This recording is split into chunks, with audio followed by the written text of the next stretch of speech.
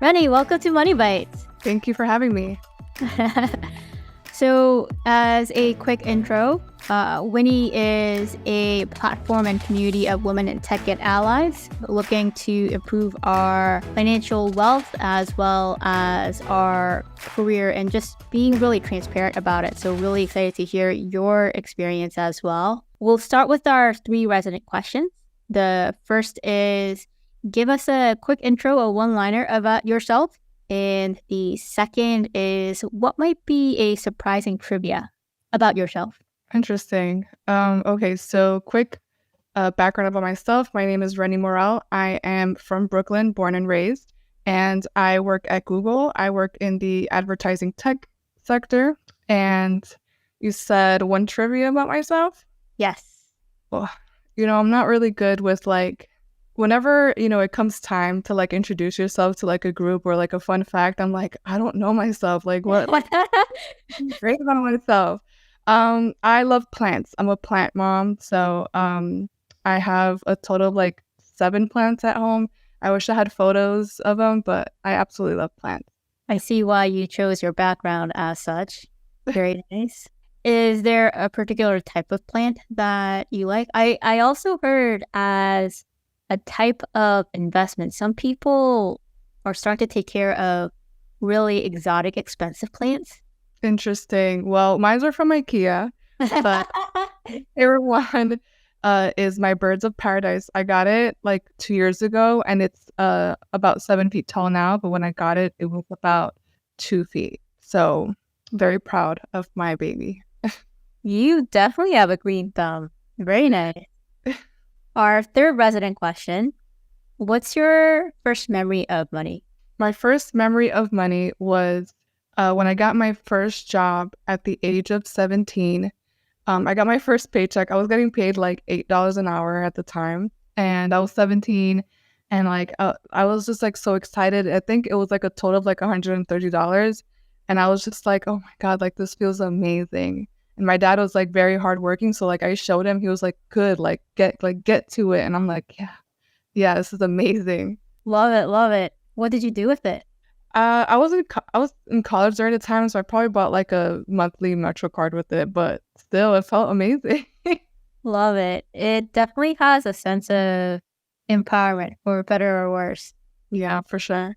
That's a great segue to college. So, you mentioned you started off with going to community college, and Yeah, that was influenced by your family circumstances? yeah. I mean, each one of my aunts and uncles did go to a CUNY college, which is a city college, whether that was Brooklyn College, City College, even Lehman in the Bronx.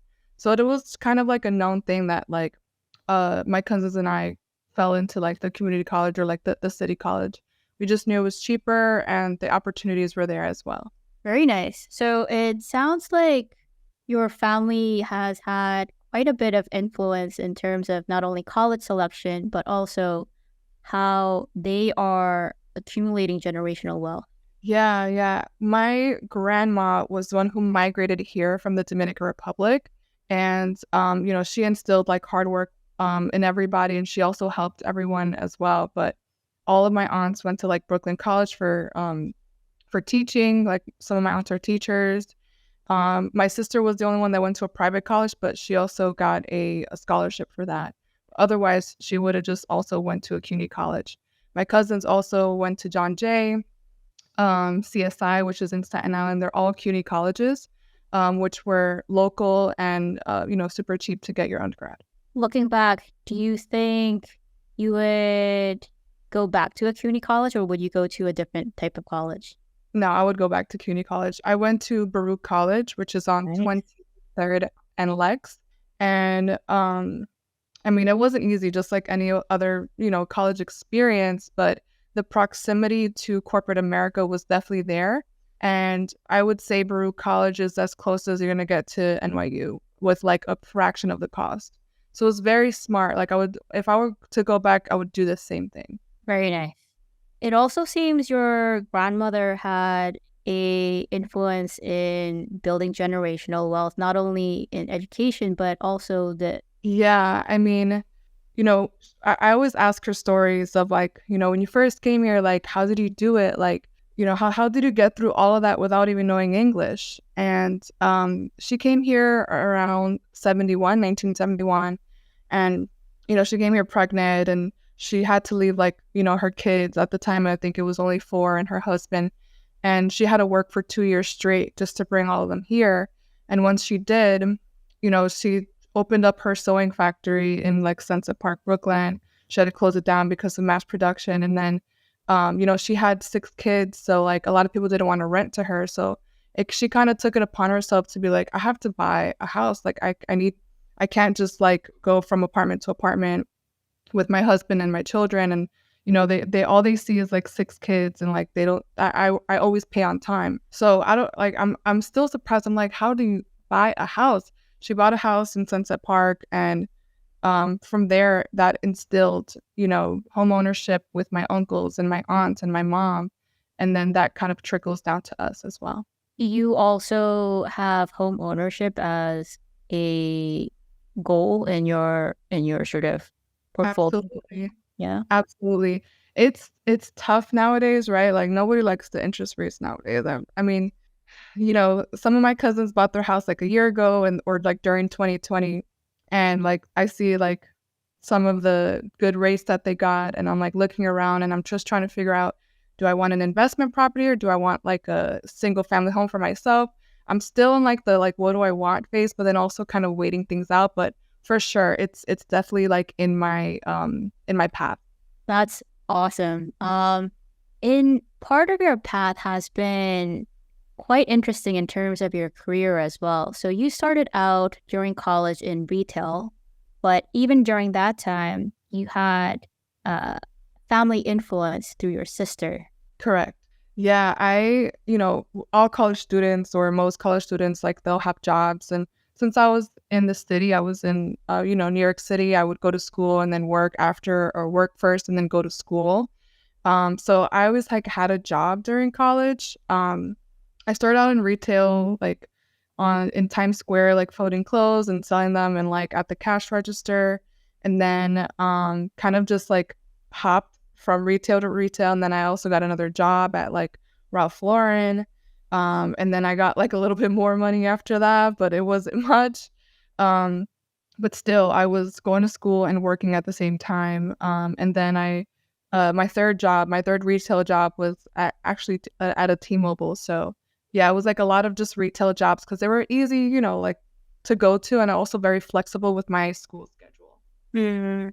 And it seems like throughout this whole time, your sister was like on your shoulder saying, advertisement, come into advertisement. Yeah, like she has been in the industry for a while, and I was like ignorant at that time. I was just like, I want to do things on my own. And she was like, I have courses, I can help you. And I'm like, no, like I want to build my own path. And like looking back, like I've accomplished what I set out for myself. But looking back, I'm like, the help was there. Like, why didn't I just take it? Why did I have like this whole like, oh, I want to do things on my own? I was just so like, I don't understand still to this day. But yeah, if the help is there, like reach out for it. Like it's okay to receive help. I was just ignorant at the time. At the same time, I have to say, sometimes we have to go through our own mistakes to make the experience your own. But that's a really good advice in terms of a bit of vulnerability and a bit of assistance. You can always pay it forward. For sure. And that's what I set out to do in my role now. But yeah, if the help is there, like it's okay to receive help. Resources, networking, connections, just like any sort of like, chance that you can be in the room with somebody who's like in a certain position and you can learn from. People love talking about themselves. Like, so I definitely should have took advantage, but I didn't. And then I was just, I changed my major a couple times because in my head I was just like, I want to like be like, I want to be good financially. Like I don't care what I do. So, during college, I changed my major like 3 times. I went to finance. I thought I wanted to do like accounting, and I changed my major to accounting, and I hated it. I didn't like the finance or accounting like sectors. And then finally, I really liked business communications, which is just like business admin. It's like a lot of things, but The professors that I met, during like that undergrad program, amazing, great mentors. I learned a lot about myself, and I also learned a lot about just, working in groups and project management. Love it, love it. It seems as you were switching your interest, you took a pay cut to take an internship in the advertising world. Yeah, so during I think 2016, I have to say 2017, but I had to leave my retail job, and I got an internship because I was like, all right, I'm in my junior year, I'm approaching my senior year. I think I was in senior year, and I was like, I need to grab an internship. I need something that's under my belt. I can't just stay in retail forever.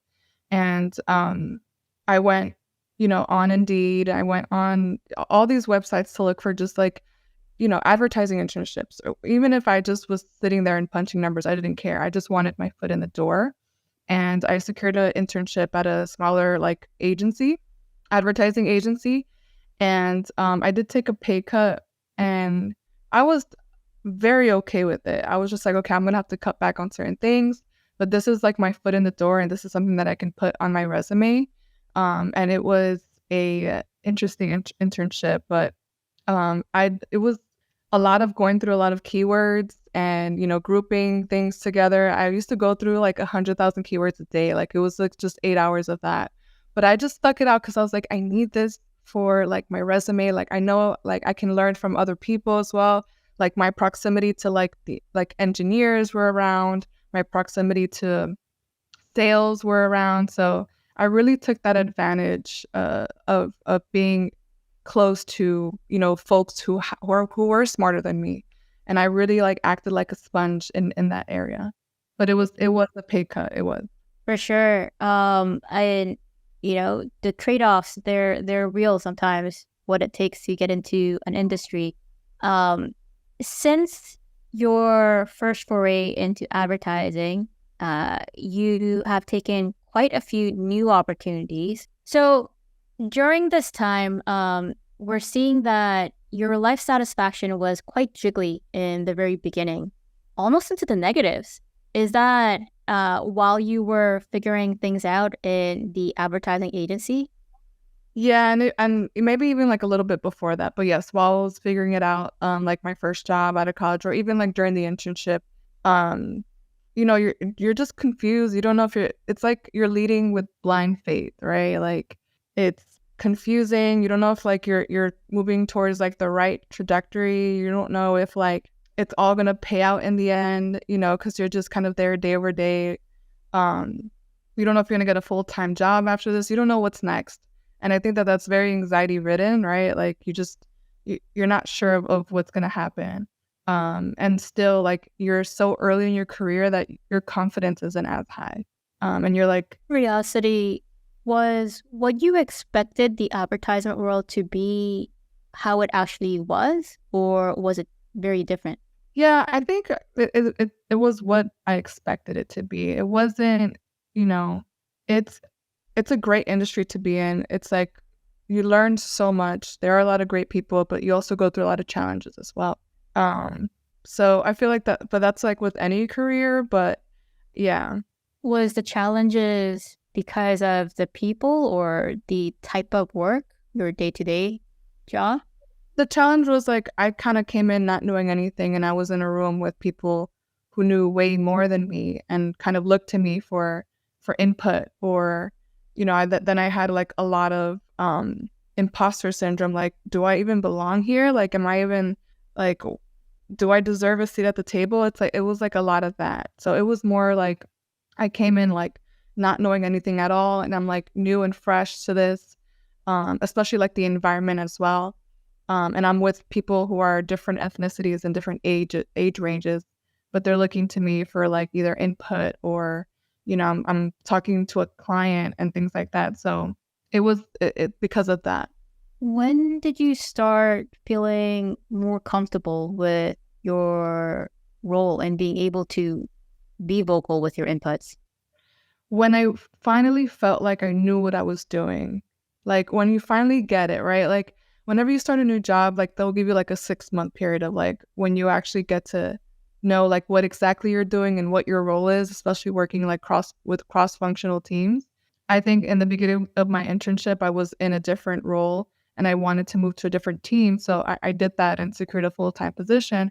And then, within a few months after that, that's when I was like, okay, I know what I'm doing now. And I know like my value. And I know that I deserve a seat here because, I'm helping with QBRs. I'm traveling to client offsites and I'm speaking in front of them. So that is when like, all right, like I know what I'm doing and I know what I'm doing here and I know why I'm here. There were two big bumps in your career satisfaction where it kind of plummeted for a while. So that's like when I felt like I was at a job that I wasn't learning it more. So like the first one was like, my first job out of college, like, I had a great run and I love taking on new opportunities and I love like learning more things, but I felt like I kind of hit a plateau and I wasn't getting like anything more. So that's when like my satisfaction was down. I'm like, damn, I kind of want more. I want to get into more projects for bigger initiatives. And then once it went up, that is when I got a new job. And I also want to caveat like the second job out of college. I started during COVID. So I started during lockdown. And then like I left during like it was still COVID and like people not going into the office. So I didn't really get to enjoy the office and enjoy like, the experience of being around like a lot of people, like a huge company. That probably definitely impacted your impression, but also how you were able to onboard. Oh my God, for sure. I onboarded completely remote and I had to teach myself and also lean on like the company's resources. They had a lot of resources, but still I had to teach myself. I couldn't go up to somebody's desk and be like, hey, can you explain this? Right. I had to like sit through like programs and like go through slides and like maybe some YouTube videos as well to teach myself like the programmatic industry. But I wish I could have gone in the office because I know that there was like a lot of great people that I could have met, that I could have maybe had lunch with or had a coffee with. And it was a bigger company, so I know that there was more diversity as well. You think looking back, you might have onboarded differently in terms of how did you connect with people virtually? That's and I love that you brought that up because, when I'm mentoring people, I'm like, you can't be scared to just throw some time on somebody's calendar. If you don't know them, it's okay. Like they're in the same organization as you. And like the worst thing that can happen is that they'll say, I'm busy or I cannot right now. Right. But I was just like, I'm gonna get to know everybody in the org. Hop on a call with them on a video call, because remember we used Teams at the time. Reach out to them, see like what they're working on. You cannot be scared to do that. You just have to do it. And around what time did you switch over from your agency into Google? Around after like a year and like 8 months, or a year and like 9 months. So it's been November 2021 is when I joined Google. Did you apply or did the recruiter reach out? Well, I don't know how, but the recruiter did reach out to me and I was like so surprised and I was like, wait, this can't be real. Because I've also been telling myself, like before I even got reached out to, I was like, I kind of want to go more technical. The thing about programmatic is that there's so much things that you can do within it. There's a lot of players out there. There's a lot of like third party, DMPs you can work with. You can work on the client side. You can work on the publisher side. There's so many things you can do, but I wanted to go more technical. I wanted to be like a little bit more platform side. So it was like the universe or God like answered my prayers because like they reached out to me and I called my sister and I was like, I don't think I'm qualified for this. Like I just, obviously I had like imposter syndrome. I was like, I don't think like, I don't know. I'm not ready for this. And my sister was like, please, like stop, enough with that. And she was like, you deserve a seat at that table. Go get it. And I was like, all right. I'm going to do it. And then I did the same thing with my other cousin. I called my cousin Alex and I was like, I don't know if this is for me. Like, I'm not smart enough. And he was like, go grab that opportunity. Like, that's an opportunity right in front of you. Go grab it. It's yours. So it was really nice to have that. I love the bond that you have with your family. It's Just amazing. Yeah, I'm super blessed for that. I'm curious, through the different roles that you've had at different companies, has your role in advertisement changed then? Do you mean like as far as like my work? Yes. Yeah, I think, well, like my first two jobs out of college, it was more like account management, client facing, finding opportunities for growth, measurement, things like that. But still like reporting back on like to the client. Whereas now I'm still working with clients, which are like, the agencies, but more on the technical side. So like they kind of come to us with like challenges, and then, I'll go back to my team with my cross-functional teams and kind of collaborate together on how we can solve their problems through Google products or, third-party integrations and things like that. Hmm. Would you still say you're in the advertising world then? Yeah, because, a lot of the, products that I do work on, it's all like the GMP suite, right? So the Google Marketing Product Suite, YouTube, and like we're touching activation, measurement, and bidding, but on the technical side. Gotcha. So not the media planning side, but more technical, like, okay, we want to do this. How do we do it on your platform? Interesting. Curious, in your work energy time, if you see this circle as 100%, it doesn't have to be like a day in the life or a week in the life. Just if you think about your focus and energy, what would you say it's broken down in terms of your work scope and how you spend your time? I'm going to just cut the circle in four. Mhm. So one corner will be like working with cross-functional partners, Yeah. and then into the other quarter with clients, so client facing. Yep. And then the other corner is like internal kind of like project management. So like working on certain like internal team-oriented initiatives. Gotcha. And then learning and development, which is the other one. What does that mean? So of course, tech and like AI and machine learning and just like new integrations, you always kind of have to be reading about it and studying it. So always kind of keeping yourself a bay of new trainings, which Google has so many like resources to like help you learn about. If you want to like go into coding, like they have huge curriculums on that. If you want to learn more about AI, machine learning, about all the products that Google Cloud has, they have so many resources that you can go through so that you can learn. That's awesome that you have a 25% dedicated time towards learning about the industry. Yeah, you have to. You have to kind of stay on top of everything. There's so much out there, especially like this year. Yes, for sure. With AI and Gen AI, for sure. Out of those four quadrants, what do you like the most? I would say working with cross-functional teams, and let me see. I enjoy, there's like pros and cons to everything, right? Like I enjoy some things about it, but then I don't.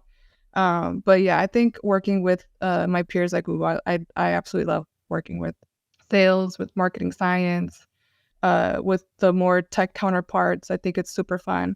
And what do you do when you work with cross-functional partners as a solutions architect? Well, we kind of come together and see is first what the client goals are and how we can help, even if it's in phases, and we'll come together to see how we can deliver a project. What would you say is a section that you hate? Or rather than hate is a strong word. Yeah. Energy.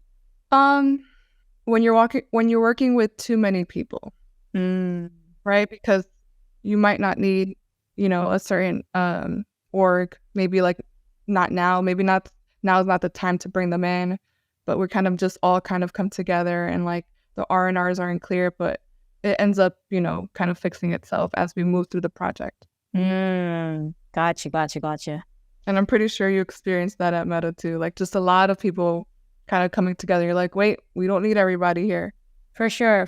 And I think that's where we've tried to integrate. Have you heard of the RACI model? Like who's responsible, who's accountable? I've heard of that model, but we kind of do similar but different. That's been helpful, but I totally get you. Sometimes if you want to be inclusive, but it can lead to having too many cooks in the kitchen. Yeah. So sure, for sure.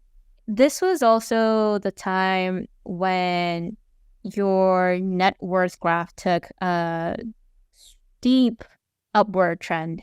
As you were getting the call from Google, did you negotiate? I did negotiate, but the number that I ended up negotiate was just the number that I did end up getting, but that was standard.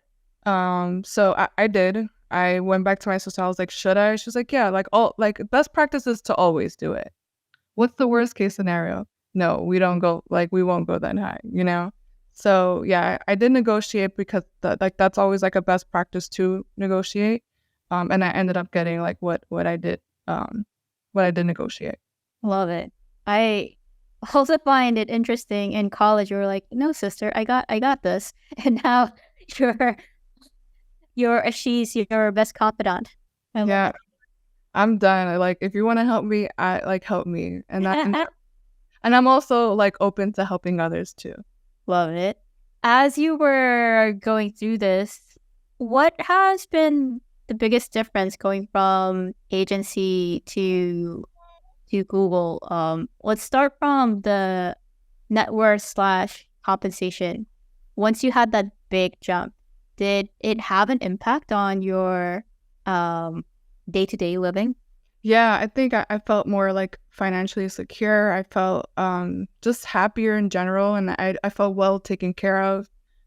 Even things outside of like money as well. I think just even like the environment. Um, I felt like just amazing after that. Whereas I think obviously like when you're up and coming in the agency, like you don't know. I think like the pay is very competitive, and you're just like, when I'm gonna reach X amount, or like, I need to do this, this, and that to like reach like this level. So you're kind of set on that. But yeah, I think just like my overall like mental well being like jumped up because of many things. As an example? So like just like the office setting, like, visiting each offices, meeting people from different offices as well. Like I met people from the Brazil office, I met people from the London office, and like who would just hop on a call with me and like kind of create that community as well. Like whenever you're in London, come by, or like I'll show you around, or whenever you come to Taiwan, like, this is the office. Like the network that like you'll grow there, or you'll have, is like priceless as well. So it was a lot. So it was like, the equity, the offices, the resources, and of course, like, just being around diverse people as well. Love it. As two questions here. One, it looks like the jump to big tech has played a very, very big impact on you. Um, Going back to how you were able to get into the role, do you think certificates and things like that helped? I think my experience definitely helped, but for sure, like certificates do help. Certifications and like certain Google products I already had did help. But it also depends what you want to do, right? Like if you're more on like the software engineering sector, I'm not too sure about it. There are boot camps out there that'll help you. There are, certifications you can take online that'll help you. For advertising, it's very flexible. There's so many out there. There's like Coursera certs, there's Google certs, there's LinkedIn, Linda certs that you can take. But I think like you'll really grow like once you have a pairing of experience. What was a pairing of experience and certificate that really made you stand out? The fact that I worked on like a lot of DSPs aside from like DV360. So I worked on like like in my account management role, the trade desk. I worked on Amazon. I worked on Yahoo, Verizon, all like, and I had that experience with like media buying or media planning paired with the certifications that I had on like the Google ones too. What type of certifications? So just there's like Skillshop ones on Google. So like if you want to learn about, like the ad serving platform, there's a campaign manager one. There's the Google Analytics one, which is another great one, certifications that you can grab. There's a Google Ads one. There's so many like Google specific platform certs that you can grab. But like I said, paired with the experience that I did have also helped, right? So like I I bought media on all platforms. I like was working with partners and, like buying this client's like out of home through here. Like, just having like that pairing as well is super important. For the advertising solution architect's role, are you able to share what the salary range is? It depends the level, so I'm not sure about all the levels though. Fair. Is it mostly base, or do you also get what do you call it in sales? The Commission? commission. Yeah, I think that another org gets commission, but we do get like base, bonus, and like equity as well. Gotcha. And in the agency as well, was it mostly base and bonus, no commission? Right. Cool. One final thing that I want to ask with the jump in salary was, has it changed how you are enjoying money? Yes and no. Like it has and it has. I will say it has. I have taken more trips. I will say that. And I still have been putting money away to my Roth IRA, putting money away 401k, putting money away for savings. But I do have like a little bit more money to like travel and things like that, which I want to do now. Anytime I hear like advice from an older person, like travel while you're young, travel while you're young. So I've been doing that more. Love it. Where has been a recent travel? Portugal, which was it was really fun. I went with my best friend to Lisbon and Porto. I go to the Dominican Republic all the time. That's my favorite country. It's also where my parents are from and my grandma and everybody else. But I take a lot of trips there. And last November, I went to London, France, and Italy. Love it. As you are investing more into the stock market through 401ks and IRAs, how is real estate investing looking in your portfolio? Do you think it's as high of a priority or less so? It's high. I'm definitely like, there's definitely a bucket for it. And I'm always like, I also believe in like the power of like instilling stuff in your head. So like, I'm always looking at houses every day. Like, okay, like I'm gonna, this is like what I would like. This is what I don't want. Like, I'm trying to like have that clear vision. It's still there. I'm just waiting for like the rates to get better. I'm waiting for that right opportunity for myself. But it's like an up and down thing too. Cause 2020, I was really close to buying a house. Last year, I was really close to buying a house. I had my pre-approval ready. I was like, I really wanted to do it, but it fell through because of the house had certain like violations and like a lot of issues. And so it's definitely in my head and it comes in waves. But like the last couple of years have just been so weird for the housing market. And then they're like, millennials have it worse than boomers. And it's just like, yeah, have you seen what's been going on? Yeah. Last question. You're in a pretty good place right now in terms of your net worth, career satisfaction, life satisfaction, etc. 3 to 5 years out, do you see yourself still in the advertising realm, or what do you think might come next? That's a question that I think about and recently been thinking about a lot. As I'm working with my manager on career conversations, I have 2 mentors, constantly chatting like with my family on that. I'm taking some time also to upskill myself on like other certifications, maybe a little bit more technical. I'm leaning on that. I don't know what I want yet, but definitely would love to stay in the advertising tech sector for sure. What is something that's really exciting in the advertising tech sector? AI, Gen AI, for sure. Have you played around with it? Yes and no. I mean, of course, I've been using Bard at work, but also Google Cloud has like a lot of great solutions to like enable, businesses or agencies to like bring that to their business and to their clients. So I've been learning about that more and more, trying to fit that into my L&D time. Love it. I love how Google has really set a pace of it being a positive circle of reinforcement. Yeah. Sounds like you're at a great place for you to take the next step. Yeah. Awesome, Reny. This was fantastic. Thank you so much. Thank you so much for having me. I really enjoyed it.